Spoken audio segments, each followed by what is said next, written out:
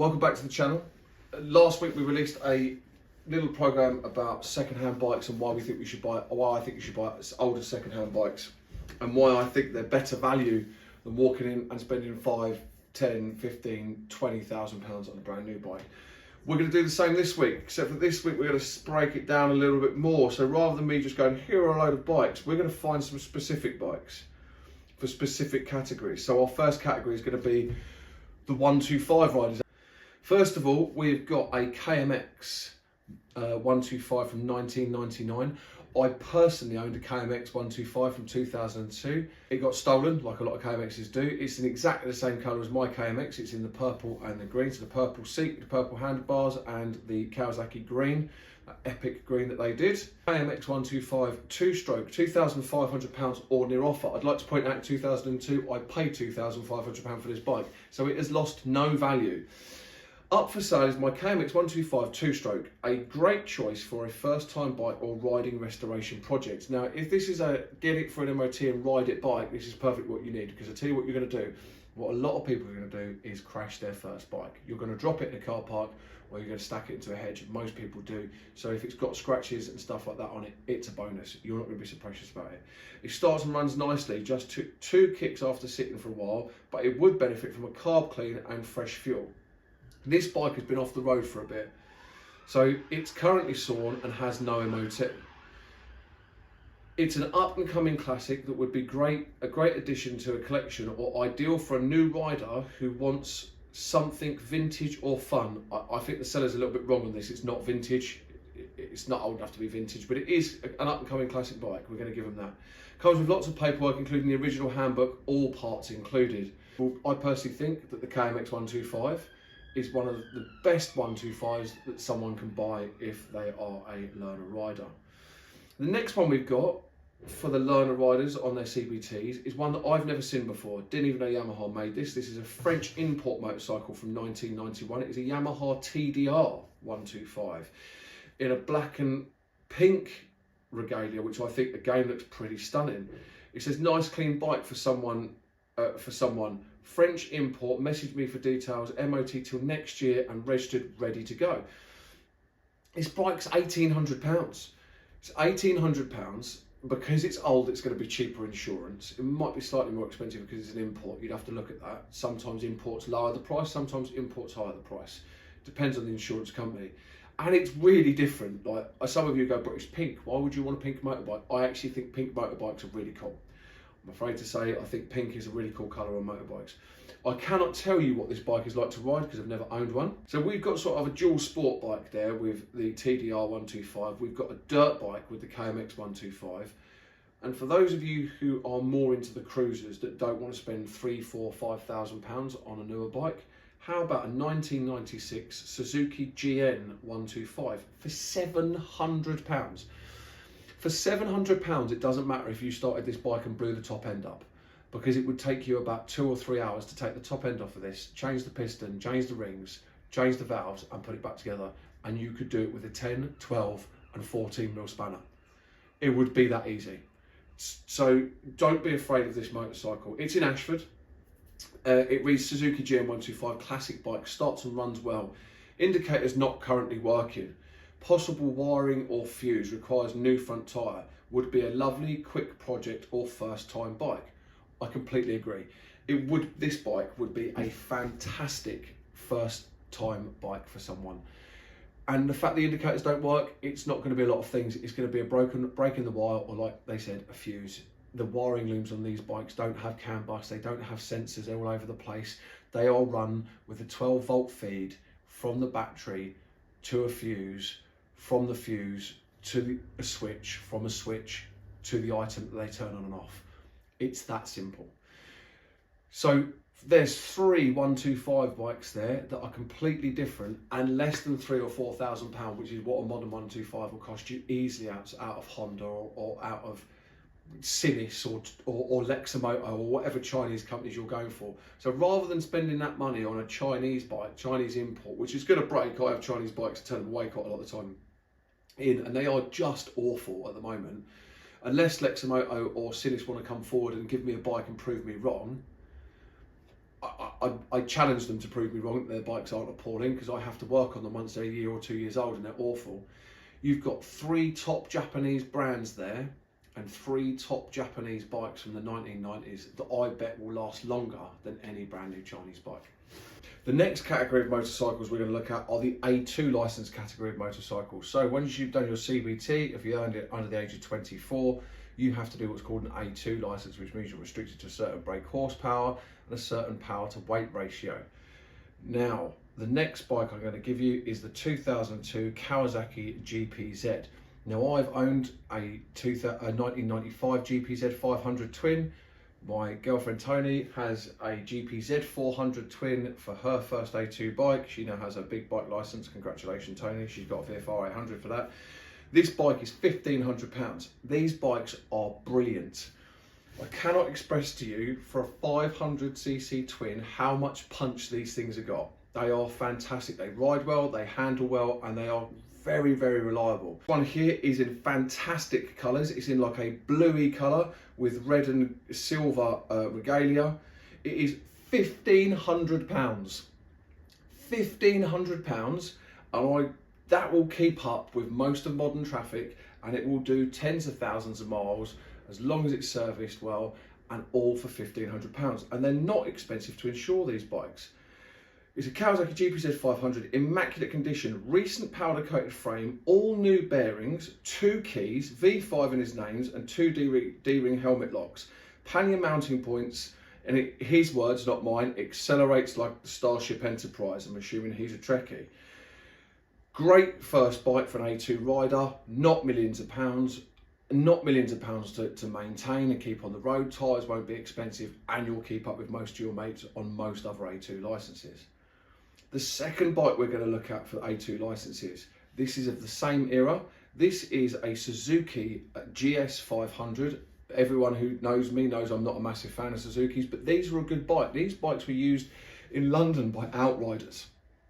This bike reads GS 500, starts first time on the button, good tyres, good chain and sprocket, will MOT if someone wants it, it will fly through MOT, everything is sound on the bike, lights, winkers and new tyres. This thing looks really clean from the pictures, and it has 3 panniers. It's got the 3 boxes on it. So if you've got your A2 licence and you want to tour the UK, or I don't know if you can on an A2 licence, I'm pretty sure you can, you want to go on the continent, you can do. This bike's got 3 panniers on it, so you could tour the UK, and if your licence and insurance allows you to, you could go over into Europe. And again, they're not expensive to fix. They're a reliable bike, and they're not a lot of money.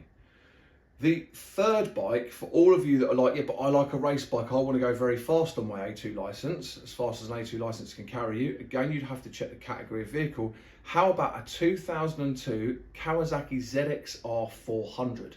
Not only is the ZX-R 400 a little pocket rocket for people on an A2 licence, but it is a huge up-and-coming classic bike.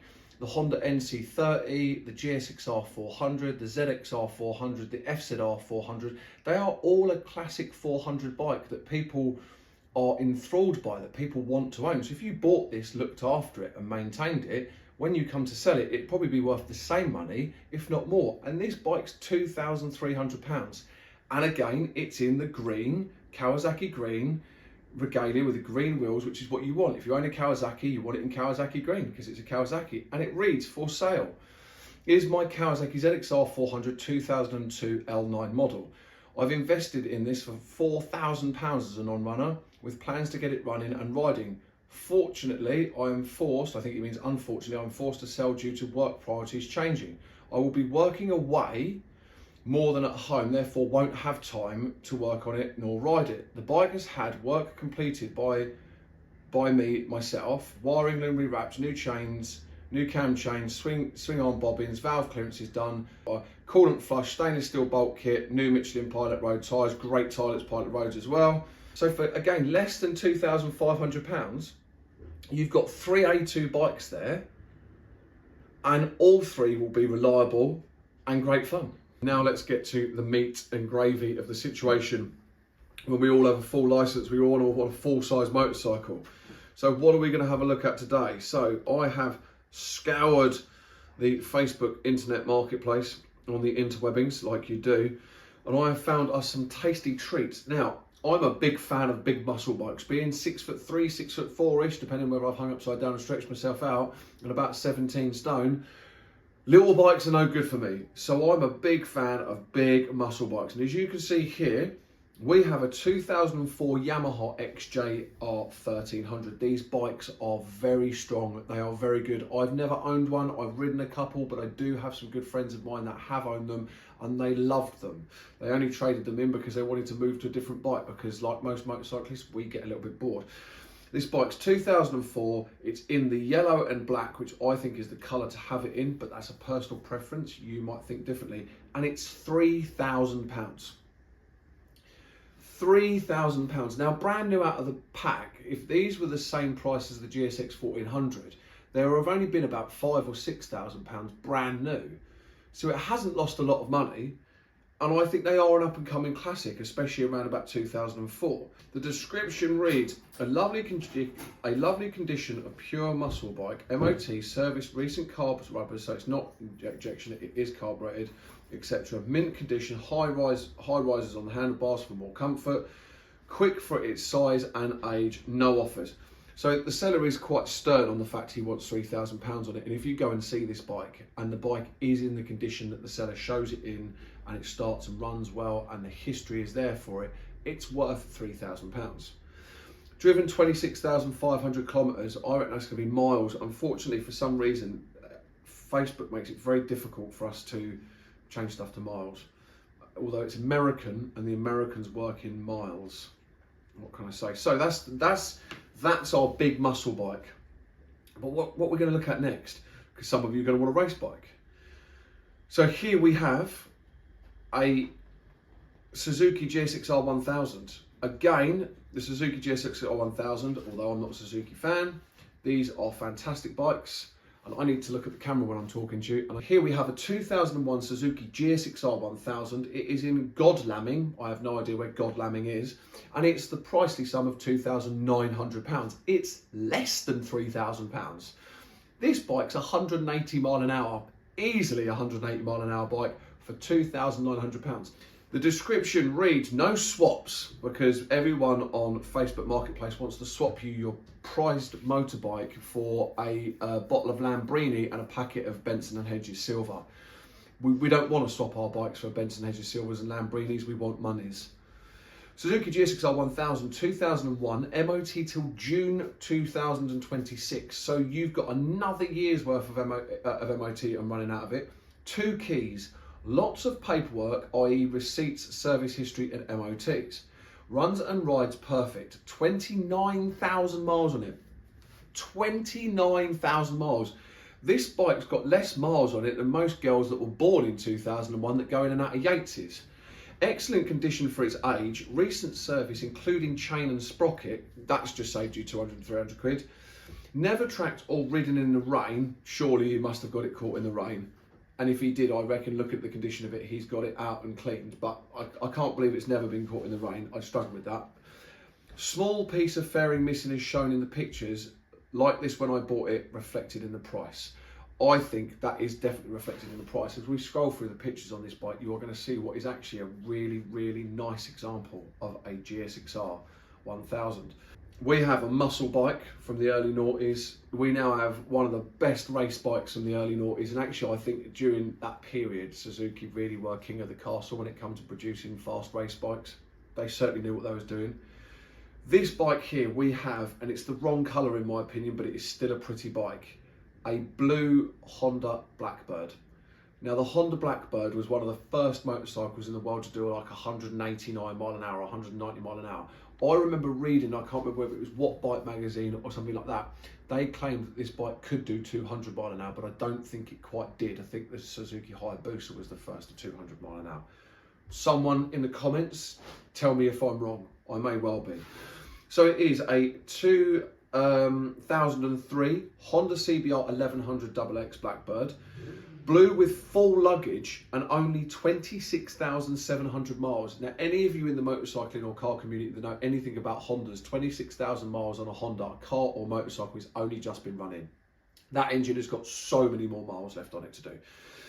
It has full service history from 2003. The sellers say it's got full service history, booked with stamped, full service history book, stamped 11 times. That's only 11 years. That maths isn't massive mathing for me. Surely if the bike is 22 years old, it should have 22 stamps, not 11. Nonetheless, I could be wrong. Someone again in the comments tell me if I'm wrong and I'm being a moron. Paperwork showing the bike has been cared for, including original handbook receipts, etc., with all the MOT certificates. Only 2 owners from new. 2 owners from new does suggest to me in the mileage that this bike has been cared for. I'm not calling the seller out saying this bike hasn't been cared for, because it really does sound like it has, and it looks like a really clean and tidy motorcycle.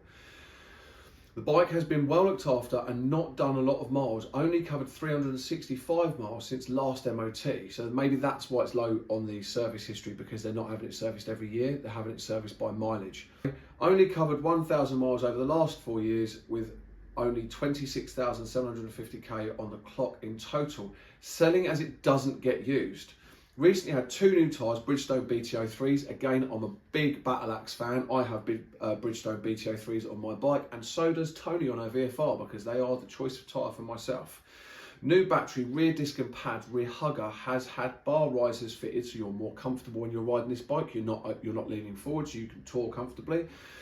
And a power bronze double bubble screen for that little bit of extra comfort. Comes with Givy or Jivy, however you want to say it, wind rack 2 and full mono key Kappa luggage, side panniers and top box. Has also had smart water treatment. Grab yourself a future very affordable and usable classic. This bike, where's the price on this bike? I don't think I've told you the price on this bike yet, maybe because I can't find the bloody price on this bike. No, I can't, so I'm gonna have to find it again, because I did the rushing thing where I just took pictures and didn't look at it, because I'm a dick. Oh, here we go. Here we go. This is the bike that I found. So the 2003 Honda that I've just spoken about, it's £3,000. It's £3,000. That's what it is for this bike.